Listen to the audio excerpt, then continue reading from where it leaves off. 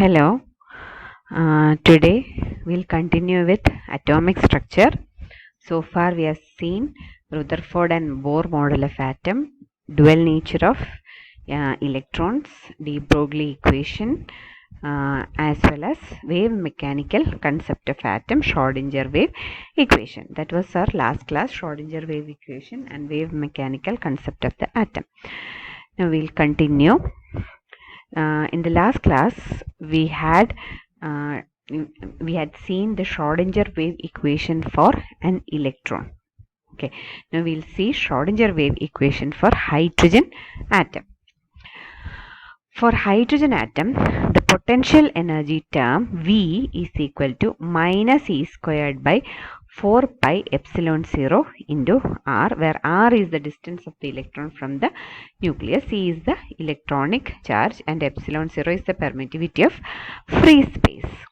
Okay, why do we need this? Because we know that the Schrodinger wave equation has the total energy minus the potential energy part, E minus V psi. Okay, and for that we have an expression for hydrogen atom. Substituting this in the Schrodinger wave equation for the electron, what's the difference between hydrogen atom and an electron? Hydrogen atom is electron plus nucleus.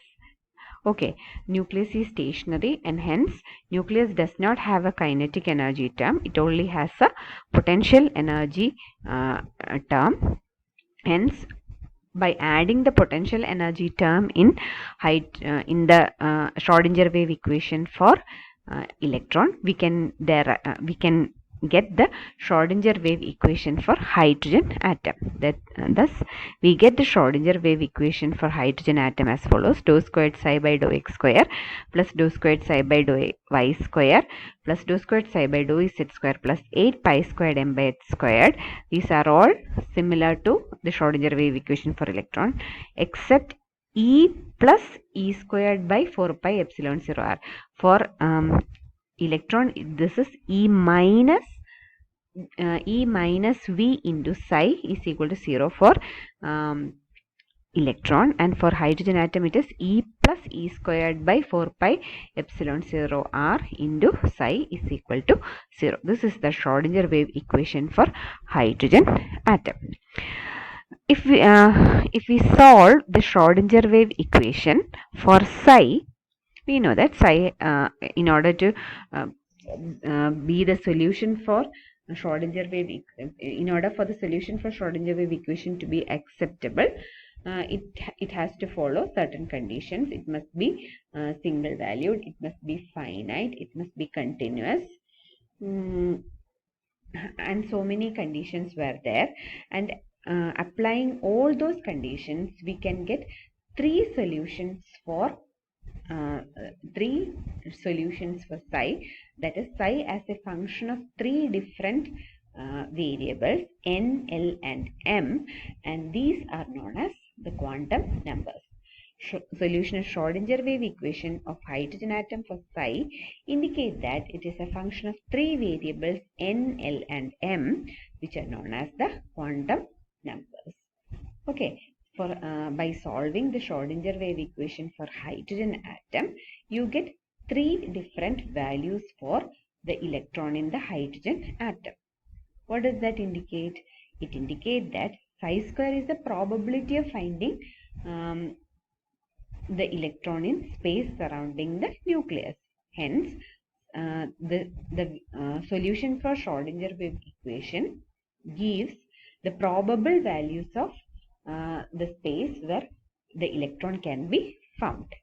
Thus, these three values denote the electron in an atom. That is, the quantum numbers are the set of numbers used to describe the electrons in an atom. Psi squared represents the probability of finding an electron in space around the nucleus. That is, it represents the atomic orbital. Okay, psi square represents the atomic orbital. When we solve Schrodinger equation, we get psi as a function of r, theta and phi, where r, theta and phi are the spherical polar coordinates. Okay, in this equation, x, y and z are the coordinates. This is the Cartesian coordinate. This Cartesian coordinate, when you convert into spherical polar coordinates, you get psi as a function of r, theta and phi, not x, y, z. Hence, you have three different solutions for Schrodinger wave equation in terms of r, theta and phi. Solving Schrodinger wave equation for electron in hydrogen atom gives rise to three values to describe the atomic orbital. Psi square represents the atomic orbital, and psi is a function of three variables.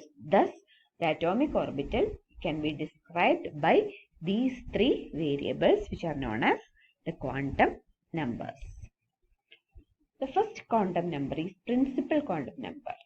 The principal quantum number n, principal quantum number is denoted by small letter n, designates the size of the orbital.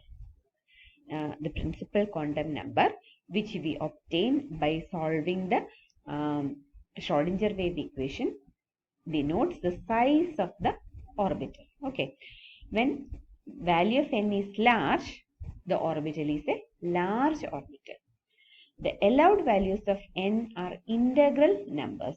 N cannot have the value of 0 or half. It can have only values 1, 2, 3, etc. The value of n corresponds to the value of n in Bohr model of the hydrogen atom. When we discussed Bohr's model, I told you that the Bohr model is still followed in many cases. Basic കാര്യങ്ങളെല്ലാം തന്നെ bore മോഡലിൽ ഉണ്ട്. Okay, അപ്പോൾ bore മോഡലിൽ നമ്മൾ ഒരു ഷെല്ലുണ്ടാകും. ആ ഷെല്ലിന്റെ വാല്യൂ n = 1, 2, 3, 4 അല്ലെങ്കിൽ KLMN എന്നൊക്കെ പറഞ്ഞു. ആ ബോർ മോഡലിലെ n തന്നെയാണ് നമുക്ക് ഷ്രോഡിഞ്ചർ വേവ് ഇക്വേഷൻ സോൾവ് ചെയ്ത് കിട്ടുന്ന പ്രിൻസിപ്പൽ ക്വാണ്ടം നമ്പർ n. അപ്പൊ നമുക്കറിയാം ബോർ മോഡൽ വാസ് സക്സസ്ഫുൾ. കുറച്ച് ഡിഫക്ട്സ് ഉണ്ടെങ്കിലും ബോർ മോഡൽ തന്നെ ബോർ മോഡലിന്റെ ഒരു എക്സ്റ്റൻഷൻ ആയിട്ടാണ് നമുക്ക് ക്വാണ്ടം മെക്കാനിക്കൽ മോഡൽ വരുന്നത്. A collection of orbitals the same value of n is frequently called a shell. നമ്മൾ ബോർ മോഡലിൽ ഷെൽ എന്നാണ് പറഞ്ഞിരുന്നത്. അപ്പോൾ ഒരുപാട് ഓർബിറ്റൽസിന്റെ ഒരേ വാല്യൂ ഓഫ് n ഉള്ള ഒരുപാട് ഓർബിറ്റൽസിന്റെ കളക്ഷനെയാണ് നമ്മൾ ഷെൽ എന്ന് സാധാരണ പറയാറ്. Okay, so principal quantum number designates the size of the orbital. Larger value of n corresponds to larger orbits.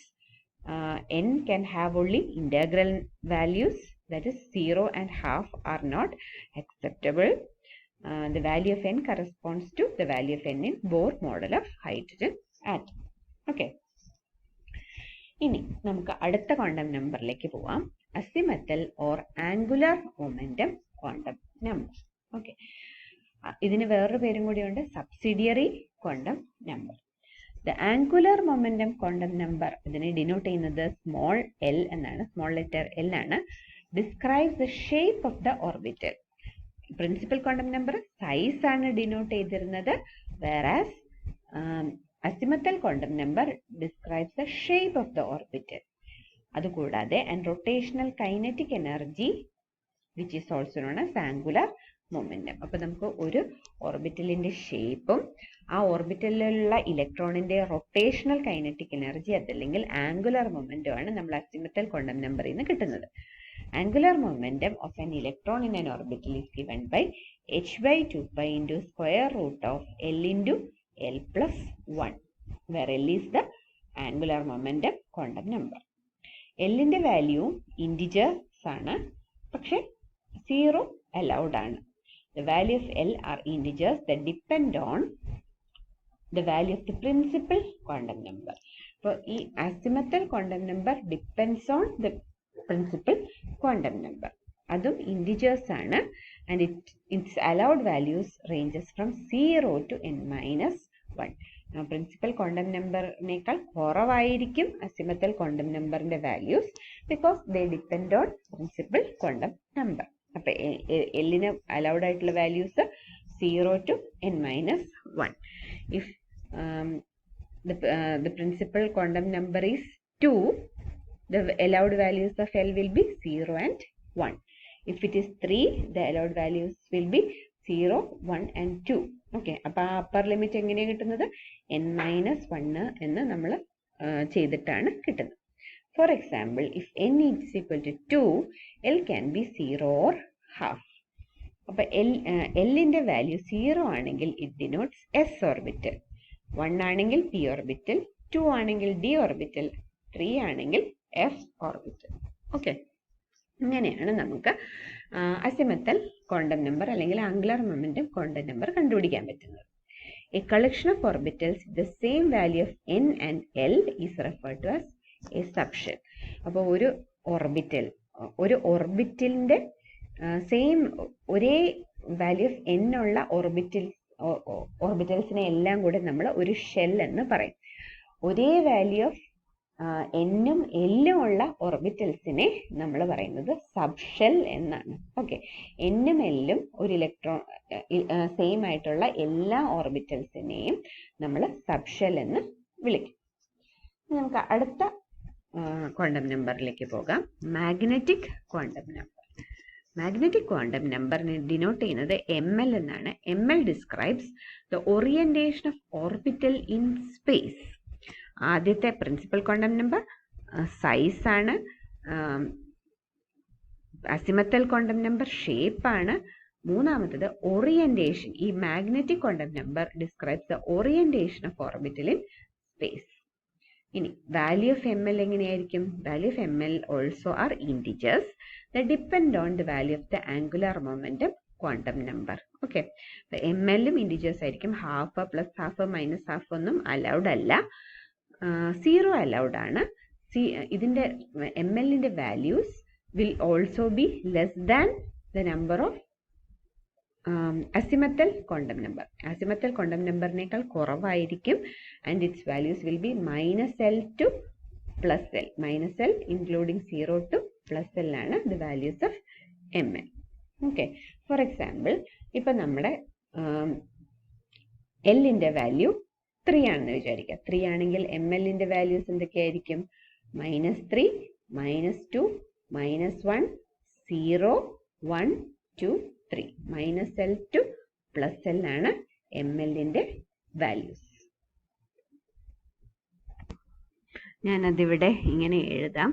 അപ്പോൾ l-ന്റെ വാല്യൂ എത്രയാണ്? 3 ആണെങ്കിൽ ml-ന്റെ വാല്യൂസ് ഉണ്ടാവുക -3, -2, -1, 0, 1, 2, 3. അപ്പോൾ ഇത് എത്ര എണ്ണം ഉണ്ട്?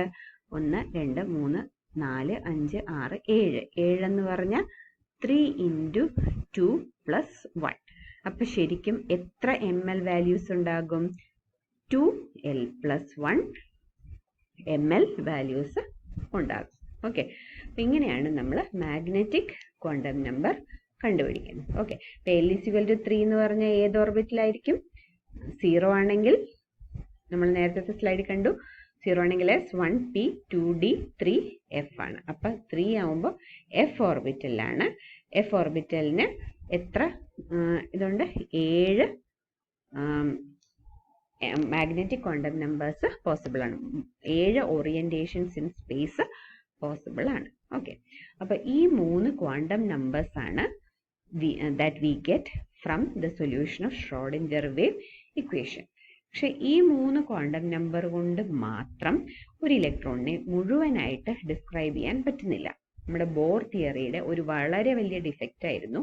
It could not explain the splitting of spectral lines in hydrogen atom. അപ്പോൾ അത് എക്സ്പ്ലെയിൻ ചെയ്യാൻ വേണ്ടി ഒരു പുതിയ ക്വാണ്ടം നമ്പർ കൊണ്ടുവരുവാണ് spin quantum number. It does not arise from the solution of Schrodinger wave equation. It is a consequence of spectral studies of hydrogen atom. ഇത് നമ്മൾ seamen ഇഫക്റ്റും star ഇഫക്റ്റും ഒക്കെ പഠിച്ചില്ലേ? ആ സ്റ്റീം ഇഫക്ട്സിൻ്റെ സ്റ്റഡിയിൽ നിന്നാണ് സ്പിൻ ക്വാണ്ടം നമ്പർ അറൈസ് ചെയ്യുന്നത്. അതിൻ്റെ represent ചെയ്യുന്നത് ms എന്നാണ്. It describes the orientation of electron spin in A magnetic field. Magnetic ഫീൽഡിൽ ഇലക്ട്രോണിൻ്റെ സ്പിന്ന് എങ്ങനെയാവാം? +½ ആണെങ്കിൽ അത് ഫീൽഡിൻ്റെ ഡയറക്ഷനിലായിരിക്കും, -½ ആണെങ്കിൽ എഗെയിൻസ്റ്റ് ദ ഫീൽഡ് ഡയറക്ഷനാണ്. It arises due to the spinning of electron.